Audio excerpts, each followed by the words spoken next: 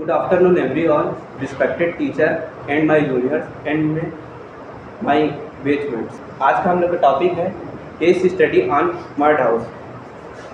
मेरा नाम आकाश नामदेव है। मेरा नाम अरुण कुमार कौशिक। मेरा नाम आशीष गोयल है। मेरा नाम छाया साहब है। और मेरा नाम राम मोहन है। हमारे प्रोजेक्ट के बारे में हम एक ओवरव्यू देख लेते हैं, जिसमें सबसे पहले हम इंट्रोडक्शन के बारे में जानेंगे, दूसरा why mud can be use as a building material, तीसरा कौन कौन से मटेरियल यूज होने वाले हैं, चौथा है कि किन किन मेथड से हम बना सकते हैं, छठवा कौन कौन से बेनिफिट्स और फिर छठवा कौन कौन से लॉसेस हैं, and then conclusion of future scope. जिसमें पहला है इंट्रोडक्शन। तो मड हाउस एक ऐसे स्ट्रक्चर होते हैं जो खुदी हुई मिट्टी, राइस हस्क, पैडी स्ट्रो और बैम्बू जैसे मटेरियल से मिलकर बना हुआ होता है। इसकी हिस्ट्री की बात करें तो यह लगभग 10,000 ईसा पूर्व मिस्र में इसके अवशेष प्राप्त होते हैं। और इंडिया में बात करें तो यहाँ लहुरा देवक नामक स्थान पर यूपी में यहाँ इसके अवशेष प्राप्त होते हैं, जो कि 9,000 साल पुराने हैं। चूँकि इतने हज़ारों सालों से इसमें परीक्षण होता रहा है, इसलिए यह विश्वसनीय मटेरियल बन जाता है।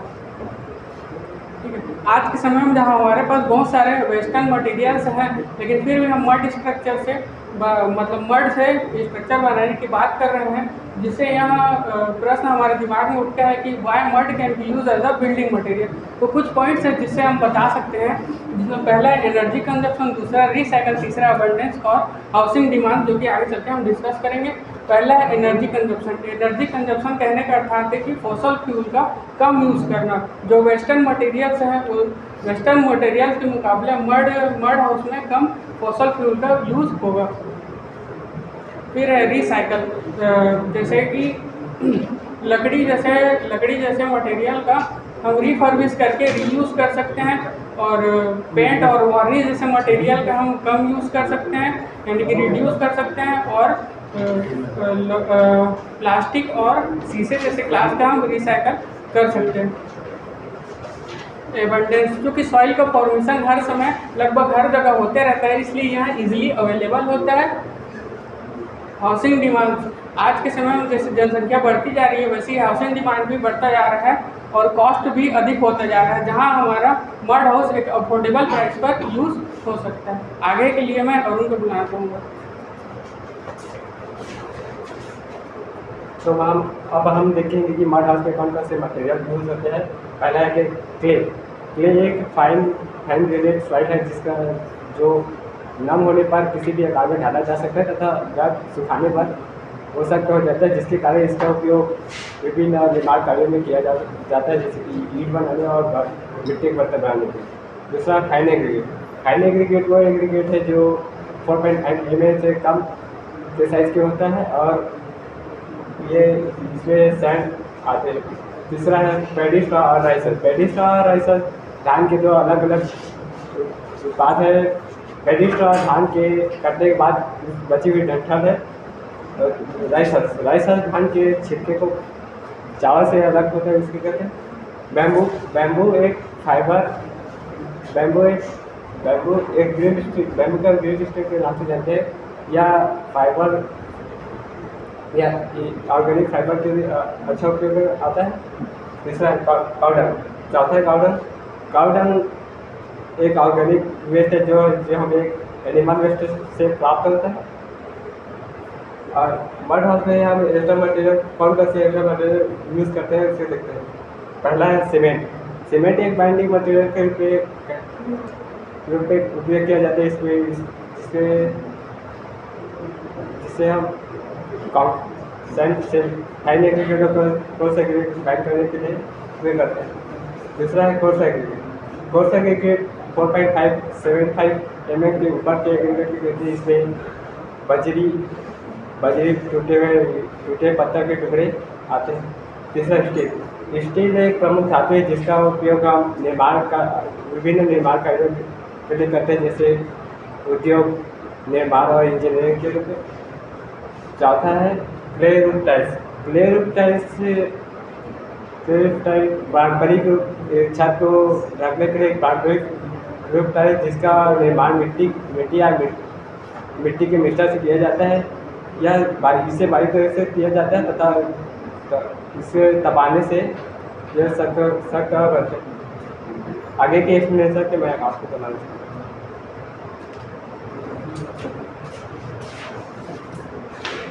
मैं आप सबको मड हाउस के मेकिंग टेक्निक को बताने वाला हूँ। Mud house making technique 4 types के होते हैं। पहला होता है रैम्ड अर्थ टेक्निक। इसमें हम लोग देखना है, यह एक मॉडर्न टेक्निक है जो मड हाउस बनाने के काम पे आता है। मड हाउस में जनरली हम लोग मड, सैंड, एग्रीगेट का मिक्सचर करके उसे हम लोग लेयर बाय लेयर कॉम्पैक्ट करके, अच्छे से कॉम्पैक्ट करके इसका कंस्ट्रक्शन करते हैं। मेनली इस कंस्ट्रक्शन में 2 फ्रेमवर्क का यूज़ किया जाता है, जिस पे हम लोग लेयर बाय लेयर करके जो मटेरियल हम लोग मिक्स करके बनाए रहते हैं उसको अच्छे से कॉम्पैक्ट करके भरते हैं। इसमें मटेरियल होता है मड, क्ले, सीमेंट और एग्रीगेट। दूसरा टेक्निक है अर्थवेक स्ट्रक्चरल टेक्निक। यह एक टेम्परेरी स्ट्रक्चरल होता है जो कि हमारे मिलिट्री या कोई प्रवासियों के लिए बनाया जाता है। इसमें पास में जो रॉ मटेरियल मड के रूप में उपलब्ध होता है उसे अर्थ बैग में भर कर स्टेगर्ड ब्रिक वर्क लेयर में उसको फिल करते हैं, जिसमें हम लोग को स्ट्रेचर सामने की ओर देखने के लिए मिलता है। तीसरा हम लोग देखते हैं कंप्रेस्ड अर्थ बॉक्स टेक्निक। इस टेक्निक में हम लोग ऐसे ब्रिक का यूज़ किया जाता है जिसमें जो CBSE मेथड द्वारा स्टैंडर्ड साइज में बनाता है। इसमें ब्रिक कंप्रेस होके बना होता है, जिससे ब्रिक का साइज एक स्टैंडर्ड होता है, जिससे जो बनने वाला जो मड हाउस है वो दिखने में बहुत एस्थेटिक्स दिखता है। चाहे तो इस पर हम लोग प्लास्टरिंग कर सकते हैं, प्लास्टरिंग नहीं भी करेंगे तो भी इसमें चलेगा। इसमें मटेरियल अगर हम लोग को इन केस अगर स्ट्रेंथ अच्छा चाहिए तो सीमेंट मोर्टार का यूज़ कर सकते हैं। यह भी एक मॉडर्न टेक्निक है। चौथा देखते हैं, लास्ट और चौथा एडॉब ब्रिक। यह एक पुरानी परंपरा से चलती आ रही एक ऐसा टेक्निक है जिसमें हम लोग जो ब्रिक बना होता है उसे ना किसी ओवन में ना किसी भट्टी में पकाया जाता है, बल्कि सन के उसमें उष्मा के द्वारा पकाकर इसे बनाया जाता है। यह एक पुरानी टेक्निक है तथा इसमें इस टेक्निक में बहुत सारी कमियां थी, इसलिए अब मॉडर्न टेक्निक्स का यूज़ किया जाता है। इसके बाद हम लोग देखते हैं कि जो पुराने टेक्निक्स में जो कुछ हम लोग को लॉसेस थे उसे हम लोग ऐसी कम कैसे कर सकते हैं। जैसे मैं बताया कि एडॉब ब्रिक मेथड में कुछ कमियां थी, उसके कारण हम लोग पानी से जल्दी इरोड ना हो करके उसके फाउंडेशन में हम लोग ब्रिक स्टोन लाइन का यूज़ कर सकते हैं या स्टोन का यूज़ करके हम लोग उसका फाउंडेशन बना सकते हैं। साथ ही साथ इसको हम लोग जो स्ट्रक्चर होगा उसे लोड बेयरिंग स्ट्रक्चर बनाएंगे।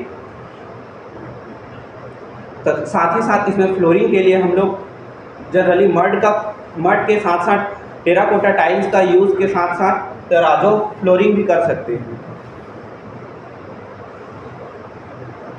जैसे कि मैंने बताया कि रैम्ड अर्थ टेक्निक जो मॉडर्न टेक्निक है, इसमें हम लोग इसमें वॉल कंस्ट्रक्शन के लिए रैम्ड अर्थ टेक्निक का यूज़ करेंगे और फ्लोरिंग के लिए एक मड से बना टाइल आता है जिसे हम लोग मैंगलुरु नामक टाइल के रूप में जानते हैं, उसका हम लोग रूफिंग के लिए यूज़ करेंगे। और अगर हम लोग को मड हाउस अच्छा चाहिए फुल्ली डिज़ाइनिंग, तो उसके लिए हम लोग मड आर्किटेक्ट को हायर करेंगे। आगे के एक्सप्लेनेशन के लिए मैं आशीष को बुलाना चाहता हूँ।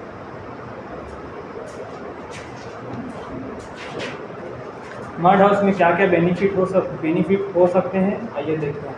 इसमें पहला है इको फ्रेंडलीनेस, दूसरा इंसुलेशन प्रॉपर्टी, तीसरा फायर रेजिस्टेंस और चौथा साउंड प्रूफिंग और पांचवा अफोर्डेबल कॉस्ट। जिसमें से पहला है इको फ्रेंडलीनेस।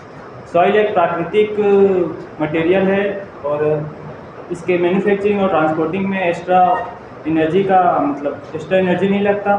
और सॉइल एक बायोडिग्रेडेबल मटेरियल है उसके मड हाउस के टूटने या फिर अंत काल में उसे रिसाइकल या फिर रीयूज़ कर सकते हैं। दूसरा, इंसुलेशन प्रॉपर्टी। सॉइल में थर्मल मास प्रॉपर्टी होने के कारण ठंडी समय मड हाउस के अंदर गर्मी रहता है और गर्मी समय ठंडी रहता है। और तीसरा, फायर रेजिस्टेंस। सॉइल एक फायर रेजिस्टेंट मटेरियल होता है और मड हाउस के मतलब पूरी तरह से मतलब वॉल चारों तरफ बनाने से वो पूरी तरह से फायर रेजिस्टेंट बन जाता है, जिससे वो आग से कुछ नहीं पाता।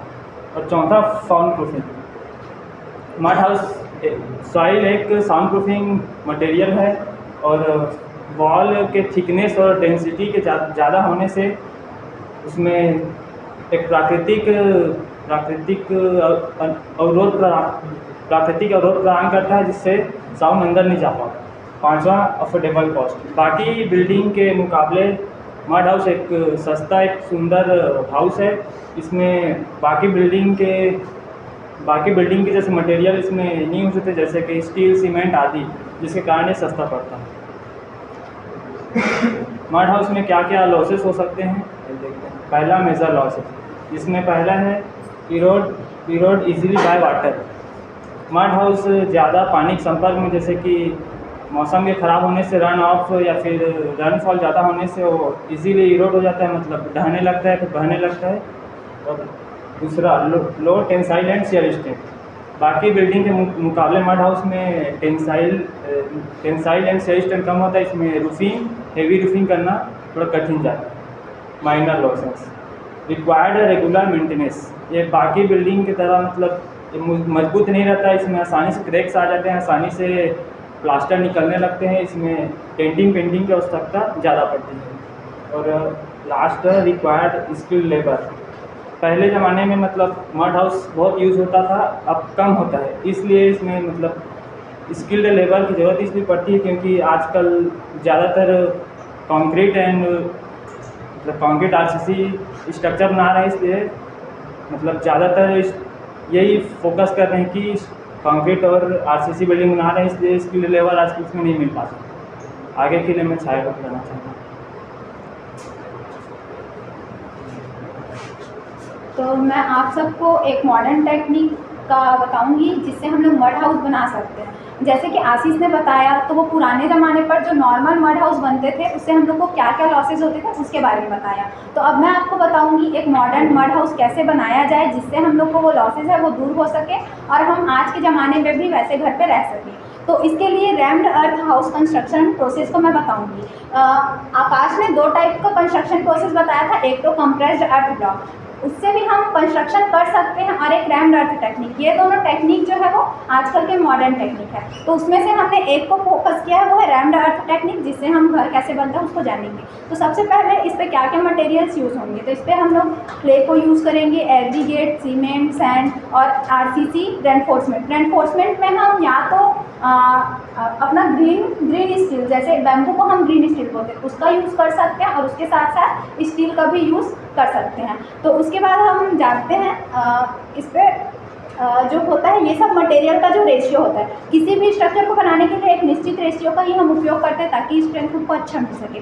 तो इसका जो एक रेशियो होता है वो हम जगह के अकॉर्डिंग यूज़ करेंगे। जैसे कि जहाँ पर अर्थ पैक आने के चांसेस रहते हैं वहाँ पे हम सीमेंट की मात्रा को बढ़ा देंगे ताकि हमको ज़्यादा स्ट्रेंथ मिले। और जैसे हमारा छत्तीसगढ़ है तो यहाँ का जो सॉइल होता है वो क्लेई सॉइल है ज़्यादातर, तो इस पर हम नॉर्मली जो पीछे आकाश ने बताया था वैसे रेशियो पर हम बना सकते हैं नॉर्मल मड हाउस को। तो उसके बाद जो होता है इसका हम फाउंडेशन की बात करें तो इसका जो फाउंडेशन होता है वो लोड, हम लोग उसका जो फाउंडेशन बनाएंगे और जो वॉल बनाएंगे वो हमारा लोड बियरिंग स्ट्रक्चर होगा। और कंक्रीट का जो हाउस होता है वो हम लोग कैसे बनाते हैं, सबसे पहले फुटिंग बनाते हैं, फिर पियर बनाते हैं, कॉलम बनाते हैं, उसके बाद हम बीम बनाते हैं। तो वो जो स्ट्रक्चर होता है वो फ्रेम स्ट्रक्चर होता है। और ये जो हमारा स्ट्रक्चर होगा वो लोड बियरिंग स्ट्रक्चर होगा, मतलब कि पूरा जो वॉल होगा वही हमारा आने वाले लोड को, डेड लोड को और लाइव लोड को वही डायरेक्ट फुटिंग पर लेके जाएगा। उसके बाद हम जानते हैं कि फाउंडेशन कैसा होना चाहिए। तो फाउंडेशन जो होता है वो स्टोन मैशनरी का होना चाहिए, अर्थात उस पर स्टोन और लाइम का फाउंडेशन होना चाहिए और उसके साथ साथ वो 5 फीट तक उसका डेप्थ होना चाहिए। और जैसे कि हम अर्थक्वेक जोन की बात करें तो ऐसे स्थानों पर हम जो स्टोन मैशनरी मतलब स्टोन फाउंडेशन का जो यूज़ करे रहेंगे उसके ऊपर हम एक कंक्रीट का लेयर भी लगा सकते हैं ताकि वो ज़्यादा स्ट्रेंथ प्रोवाइड करे। उसके बाद हम मतलब रैमिंग को स्टार्ट करेंगे। और जो हमारा रैमिंग का जो मतलब रैम्ड अर्थ बनाने का जो वॉल बनाने का जो कंस्ट्रक्शन स्टार्ट होगा वो हम कॉर्नर से स्टार्ट करेंगे, क्योंकि हम जानते हैं कि कॉर्नर जो होता है वो किसी भी स्ट्रक्चर का वीकेस्ट पॉइंट होता है, क्योंकि वहाँ पर जॉइंट होता है। लेकिन हम ब्रिक की बात नहीं कर रहे हैं, तो यहाँ पर जो जॉइंट होगा वो ज़्यादा वीक तो नहीं होगा, लेकिन हमें अगर हमारे स्ट्रक्चर को ज़्यादा स्ट्रेंथ प्रोवाइड करना है तो हम कॉर्नर से ही अपना वॉल का कंस्ट्रक्शन स्टार्ट करेंगे। जैसे कि हम यहाँ पर इस पर देख सकते हैं,